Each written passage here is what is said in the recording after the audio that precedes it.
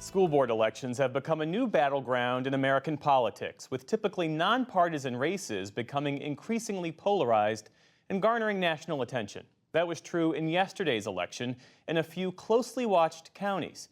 In Loudoun County, Virginia, Democratic-endorsed candidates won a majority of seats on that county school board, and Democrats swept school board races in Pennsylvania's central Bucks County. We're joined now by Julie Marsh, a professor of education policy at the University of Southern California. Thank you for being with us. Thank you for having me.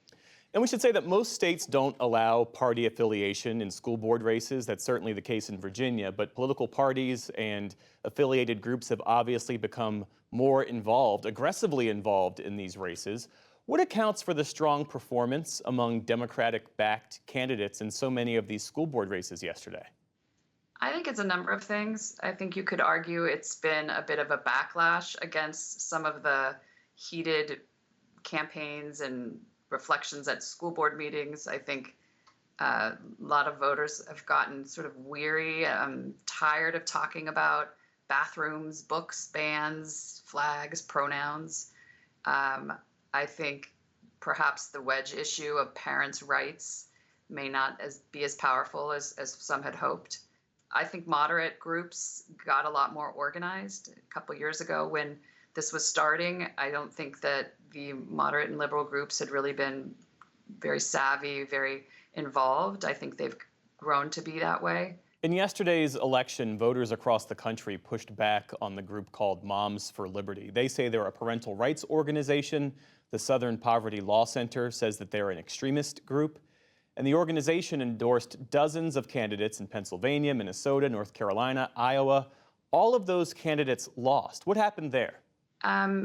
Well, it's interesting, and this is not new. I mean, I think last November we also saw a mixed bag in terms of their endorsed candidates. I think it was less than half of the candidates endorsed by Moms for Liberty won. So again, money doesn't make all of the difference. We've seen that in lots of different races up and down the ballot. But again, I think for some folks, Moms for Liberty doesn't speak for them. Elections for school boards are often very low turnout. And I think given all of the media attention around these issues, I think we might have seen an increase in turnout. I'll be interested to see the results there.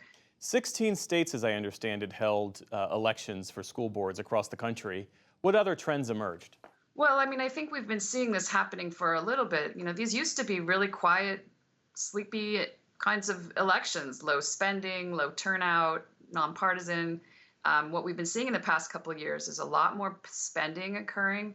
I mean, I think I heard reports the past couple of weeks in Minnesota and Pennsylvania that it was about 3 times the usual rate of spending on some of these races. People have become more sophisticated with their political strategies, negative ads, TV ads in places that never seen that for these kinds of elections. I want to make the point that this is not accidental. I mean, this is that school boards have become pawns in a broader political game here. It's been a flashpoint for the culture wars, but I think conservative folks have seen that they can fund and be very strategic about advancing candidates, using the parents' rights agenda as a way to build their bench. They're using these kind of strong emotional appeals to energize their base. Well, what effect has all of that had on significant issues that public school boards face, like teacher shortages, pandemic-related learning loss, school safety? This has been a distraction. I think that we've seen effects on educators and leaders. And, you know, the other day I was talking to some librarians I was hearing about.